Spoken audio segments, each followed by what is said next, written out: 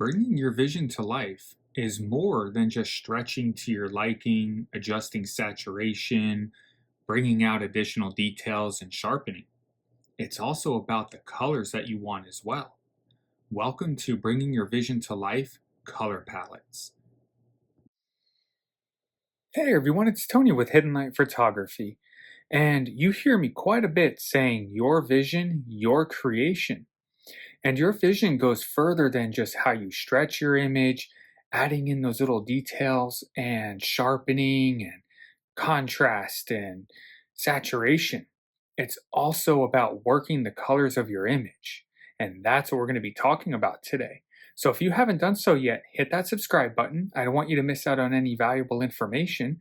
Now let's head on over and learn how to work the colors of your image. To demonstrate how to work the colors of your image, we're going to be working with IC 1805 or the Heart Nebula. Now I chose IC 1805 because it's going to perfectly demonstrate a scenario that you're eventually going to run into if you haven't already. Now, that scenario may or may not fit your vision, and if it doesn't, I want to show you how to overcome that. Now, this is not meant to be a PixInsight workflow tutorial. So we're going to be going a little bit quick through the workflow, and I'll briefly explain what we're doing as we go. And when we get to the parts that this video is all about, we'll slow down and go through those parts. Now, if you do need help with a PixInsight workflow, I do have two videos. One is a basic workflow, and the other one is a more advanced workflow. And I'll have links to those two videos in the description of this video. So if you need help with a PixInsight workflow, please check those out. And if you have any questions, please don't hesitate. Drop a comment in the comment section. I'm more than happy to answer any questions that you have. And the reason I'm showing you the workflow in its entirety is I want you to see at which point in my workflow I employ these techniques. So the first thing that we're going to do is open up our master light file, and we're going to stretch it. So we're going to go to Process, All Processes, Screen Transfer Function. Ensure 24-bit stretch factor is enabled, and first we're going to do an unlinked stretch to see the potential of our data. Then we're going to do a linked stretch to see if our color channels are balanced. In this case, they're not. So now we need to figure out which channel is most prominent. You might have a green cast, red cast, or blue cast. Don't ever assume that's the most prominent channel. Always go to Process, All Processes, and Statistics. In the top dropdown, we're going to choose our image and look at the mean values.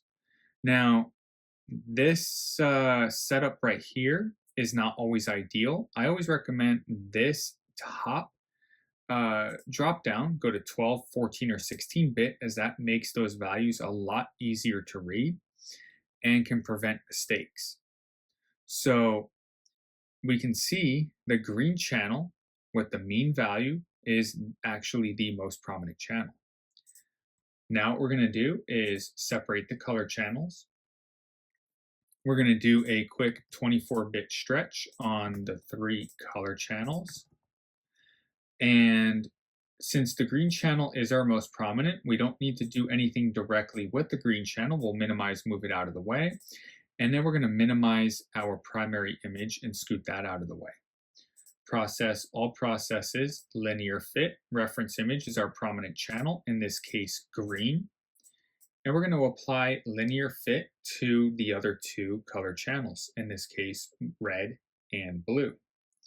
Now you'll probably see some goofy things happen, like you see here, the image looks washed out. Just apply a stretch. We'll minimize the red channel, move it out of the way, and apply linear fit to the blue channel. Again, you might see some goofy things happen, whether the image goes dark or washes out like you just saw. If that happens, just go ahead and apply a quick stretch. Let's exit out of linear fit, minimize the blue channel, move it out of the way. Process, All Processes, Channel Combination. Ensure RGB is selected. For blue, we're going to select blue channel. For green, we're going to select green channel. And for red, we're going to select red channel. Hit the circle, and that's going to give us a brand new RGB image with our freshly balanced color channels. We're going to delete the color channels. We don't need those anymore. Apply a 24-bit linked stretch to our new image. And from there, we're going to go ahead and go to Process, All Processes, BlurXterminator, and run a correct only.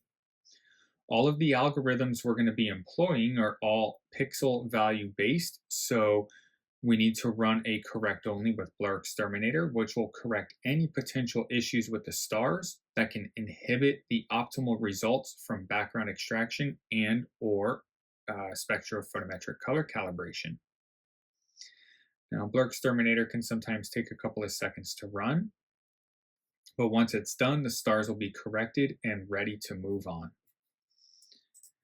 Now, what we're going to do is, this is the point where you always want to check the edges of your image for any stacking artifacts.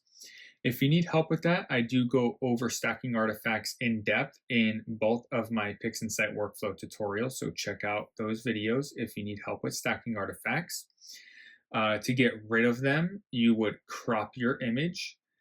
In this case, this is a 6-panel mosaic. When I stitched it together, I had already cropped the edges, so I do not have stacking artifacts in this image, so I will not be cropping. Now, when you crop, it also gets rid of astrometric solution. The other item that gets rid of astrometric solution is going to be orientation. So you're going to want to orientate your image as well if you plan on doing so before reapplying astrometric solution. To apply astrometric solution, you'll go to Script, Image Analysis, Image Solver, and then you'll ensure that active window is selected, date and time is good, search for your target, in this case IC1805, and then you'll choose the closest to your target. Click OK. I like to use focal distance, which is going to be the focal length of your telescope, and also your pixel size of your primary imaging camera needs to be correct. Once everything is correct, you'll hit OK, and PixInsight will reapply an astrometric solution, which is basically plate solving your image. And that needs to happen in order to use SPCC, or Spectrophotometric Color Calibration. Now, this image already has astrometric solution applied, so we're not going to go ahead and do that. The next step is going to be extracting the background. I'm going to go to Script, Toolbox, GraxPert, and I have a tutorial on GraxPert, but basically image, we're going to ensure is the primary image, correction is subtraction. Smoothing factor for this image I know is good with default 0. Now, two things that can happen. Your background may not be extracted correctly. All you have to do is adjust the smoothing factor, and or GraxPert can remove structure from your image from the galaxy or nebula. If that's the case, you have to adjust your smoothing factor. Now, it's very data set dependent. In other words, it just depends on how GraxPert plays with your data set. So you just need to adjust the smoothing factor to get the best results. You'll get a background model. Check your background model for any structure that may have been removed, and then also inspect your image, and then ensure your background was correctly extracted. Next, we're going to go ahead and zoom in, get a preview of pure background, no stars, nebulosity, or galaxy. Process all processes, background neutralization, reference image is going to be your primary image. Region of interest is going to be the preview that we just input into the image. We'll go ahead and delete the preview, do a quick 24-bit linked stretch. And now, as long as astrometric solution is applied, we can run SPCC. So process, all process, spectrophotometric color calibration. If you need help with spectrophotometric color calibration, please see my tutorial. I go over how to determine the filters that you need to use. as well as downloading the Gaia DR3SP database, which you need for spectrophotometric color calibration to work. Now again, let's go ahead and input a preview into pure background, no stars, nebulosity, or galaxy. Region of interest is going to be the preview. And this is the scenario I was talking about. So SPCC is going to assign all of the natural colors to your image. All of the stars are going to get their colors, and that's why astrometric solution is required. Now, if you look, let's exit out of SPCC, and let's also delete our preview, and let's do a linked stretch. IC1805 is now red. Why is that? Well, that's because that's the natural color of IC1805. Now, let's say you run into this scenario and you're thinking, I don't like this. I liked the colors of the balanced channels prior to SPCC, but I want natural stars in my image. Personally, I like to have natural RGB stars in my images. Well, let's go ahead and hit back really quick. Let's just apply a stretch because that got a little bit washed out. And let's delete our preview. If we take our image, this little tab, drag it off onto the workspace, that just cloned the image. Now we have our original image and we have our clone marked by _clone. Ensure that your original image is selected. It's highlighted blue. Let's hit forward, apply a linked stretch. Now we have natural and we have the original balanced channels. Now, this is where it gets fun. This is where it gets exciting. You're opening up choices for your creativity. You can use the natural RGB stars in the color balanced version of the target. You can use the color balanced version of the stars in the natural version of the target. You can move forward with just the balanced version altogether, stars and target. And you can move forward with the natural version of the stars and target if that's what you want to do. Now, let's just pretend, for example's sake, you like the balanced version of the target, but you want natural RGB stars. Well, what we're going to do is we're going to start processing these two images individually. Let's rename this target natural. Let's rename the target on the left RGB, just so we can easily identify. Let's minimize natural. Let's open up Illuminance, do a quick 24-bit stretch, script image analysis, full with half max eccentricity, measure. And we're going to get the median full width half max, which is going to be the number that we input into the PSF diameter box of BlurXterminator. Here we have 1.385, which is going to round to 1.39. Let's go to process, all processes, BlurXterminator, PSF diameter 1.39. And again, if you need any help with workflows, I go through all of this in my workflow tutorials. Now what we're doing is we are doing full image correction with BlurXterminator. Sometimes it takes a couple of seconds to run. And then once this portion is done on our RGB image, we're going to do the same thing on our natural image. Extract illuminance, quick 24-bit stretch, script, image analysis, full with half max eccentricity, and measure. And then once we get the median full with half max, we're going to input it into the PSF diameter box. Now they should be very similar. Sometimes they are, sometimes they aren't. We always want to be precise, so that's why we're checking both images. In this case, 1.383 rounds to 1.38. So we're going to put 1.38 in the PSF diameter box and run full BlurXterminator on our natural image. And then once BlurXterminator is done with natural, then we're going to move on to minimizing noise.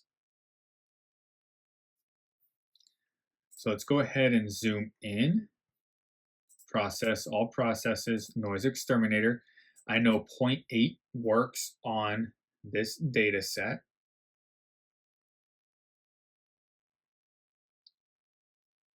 And then once we're done removing noise off of natural, we're going to go ahead and remove noise from RGB.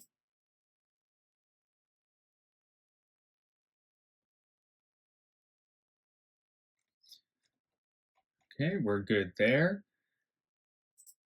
Now we're going to go to Process, All Processes, StarXterminator.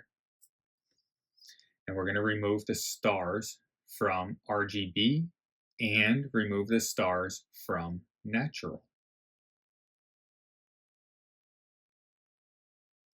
Sometimes StarXterminator can take a few seconds.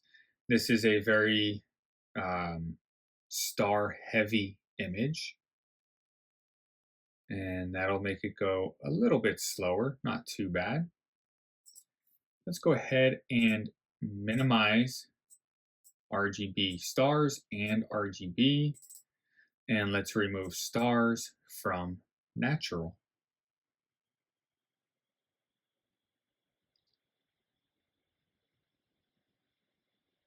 Again, it can take just a few seconds for this to happen.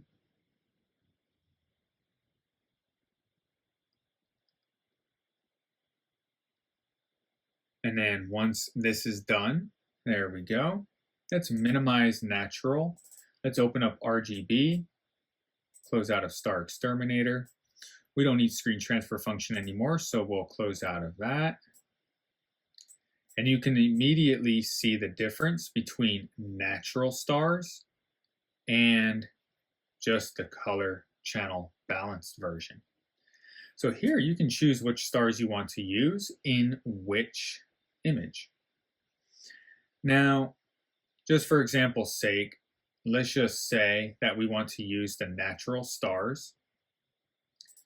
Let's go ahead and stretch these.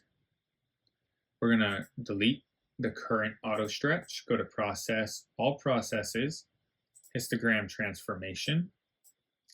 Let's track our view, open a preview, and let's pull the midtone slider. Let's give these stars a stretch. Let's go ahead and apply. And let's open up RGB stars. Since we're tracking the view, we can just drag it over and apply the same stretch. Now, let's reset. And let's finish stretching. We're going to stretch to our liking. I don't like to go too heavy, especially in a heavy star field, because that can take over the image. Let's go ahead and apply. There's natural, and now here's RGB, and we can apply the same stretch to RGB. And now our star fields are equally stretched. Now what we're going to do, let's get our stars out of the way. Let's go ahead and go to Process, All Processes, Generalized Hyperbolic Stretch. And let's go ahead and stretch our nebula images.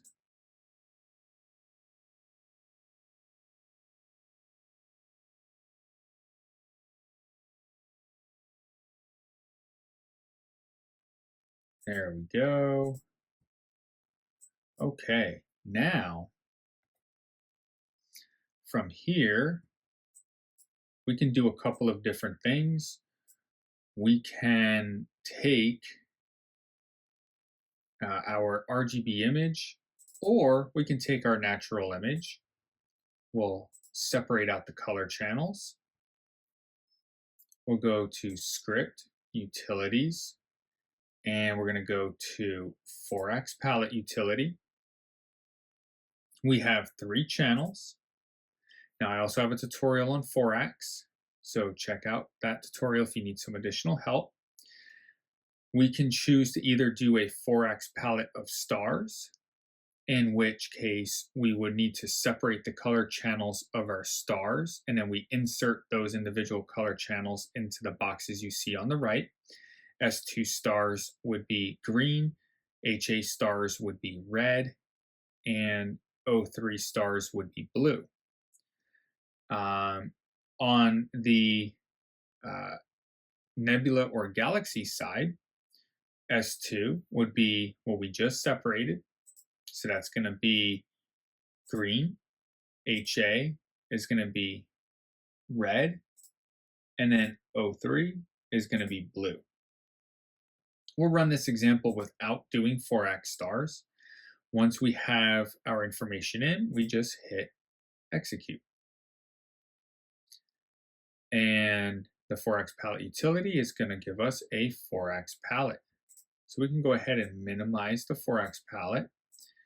We'll get rid of everything except for our RGB image. Now what we'll do is we will extract a luminance from our RGB image. Let's minimize RGB. We'll go to Process, All Processes, Local Histogram Equalization. We'll find some areas that we like how the equalization is affecting. And then we can just go ahead and do a quick apply. Sometimes this can take a few seconds to run. And then what we're going to do is let's reset and let's find one more area that we like how it looks. Just for example's sake, we'll run with this. We'll minimize the amount so we have a nice look to it. We'll just accept that. Again, we're not going for perfection. We're just going for example right now. And then once local histogram equalization is done running, then we'll move on to sharpening. There we go. We'll go to Process, All Processes, Multi-Scale Linear Transform. We'll use our wavelets to give us a sharper image.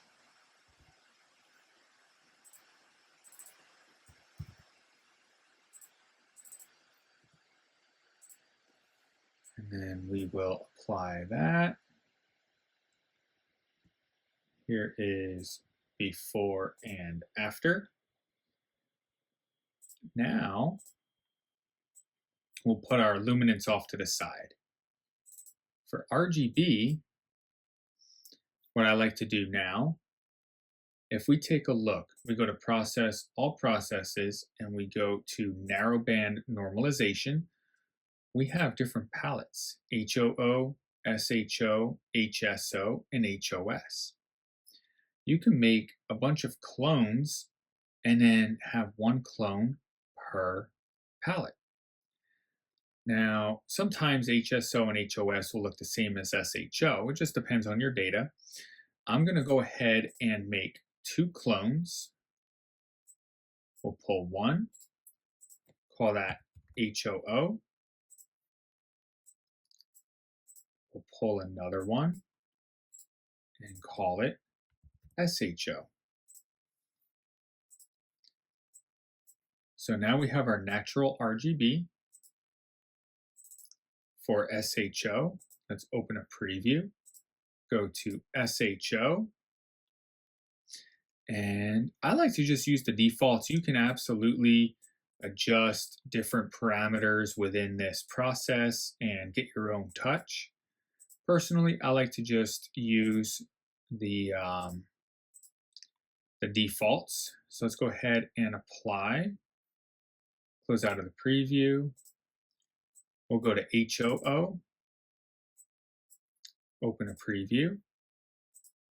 Let's default this out, and there's HOO. We'll go ahead and apply. Now, I like to do this step prior to applying my luminance. I feel like I get better colors and better results. You can try it either way, see which way works best on your data set. And what we're going to do is, while we have HOO up, let's go to Process, All Processes, LRGB Combination. For the luminance, we'll go ahead and choose our luminance. We'll deselect red, green, and blue, triangle, drag and drop. And that's going to apply our luminance to our primary images. So there's HOO. Here's SHO.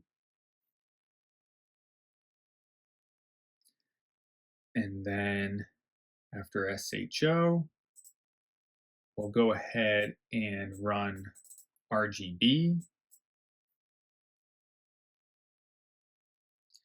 And then after RGB, we'll go ahead and run Foraxx. Now, you're probably wondering, what if I just used what SPCC gave me? In other words, natural. Well, if we go to Process, All Processes, this all depends on your data. If we open up, it still gives us a beautiful palette. As you can see, again, depending on the data, it can give you a few weird results. Let's just go ahead and apply this SHO to our natural. Process, All Processes, Curves Transformation. We'll go to Luminance, and we should be able to bump up the luminance just a little bit. But again, it really just depends on the data that you have, the signal strength that you had with your camera.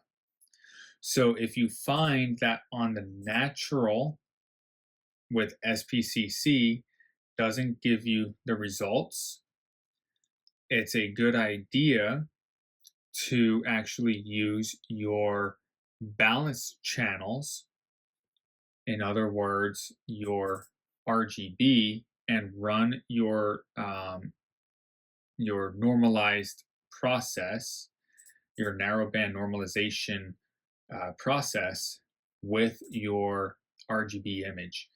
That's going to give you the best results. And if you like the natural look from SPCC, you can do a whole other palette with just natural. So let's exit out of natural for now. And then once we are done applying our palettes, we can go to Curves Transformation, and we can adjust our saturation, and we can, if need be, adjust our contrast. We'll just call these good for right now, just for example's sake. Now, on your star's back, remember your image name needs to match your stars. So we have under stars, right now we have our Foraxx image. It is case sensitive. So you'll go Foraxx underscore stars, drop the triangle, and then you'll go for RGB, rename your stars to RGB. Well, we already have an RGB stars from earlier. Let's delete that image. And let's try this one more time. RGB. And drop the triangle. We'll go SHO. So SHO underscore stars. Drop the triangle. And then we'll go HOO underscore stars and drop the triangle. And then from there, you would just go about saving your image. So what I like to do, I have a folder dedicated to PixInsight Final, which is going to be my XISF files, which I use to further edit if I need to. So under IC1805, we'll go XISF, and what I like to do is have the target name, space palette, space date. And then I'll go ahead and save. I just leave this as default. And then I'll go ahead and I will save a copy in a shareable folder. At which point I'll use a TIFF or PNG, just depending on what I'm doing with the image. And I'll save each image, and the only difference would be the palette name. SHO, RGB, Foraxx, HOO. This image or this warning is okay. Just click OK through it and then leave this as default. Sometimes, depending on the process you're doing, it may try to save as a 64-bit. And sometimes, depending on your system, it may not open. If you have trouble with it opening, just change it over to a 32-bit. And that is how you play with the colors of your image and make the image your own. So I hope that you found that useful. If you did, do me a favor, that channel icon that just popped up, hit that channel icon and subscribe. I don't want you to miss out on any valuable information. Drop a comment in the comment section. What questions do you have? Are you excited to use this? Are you currently doing something like this? And then check out that next video. Until the next time, clear skies.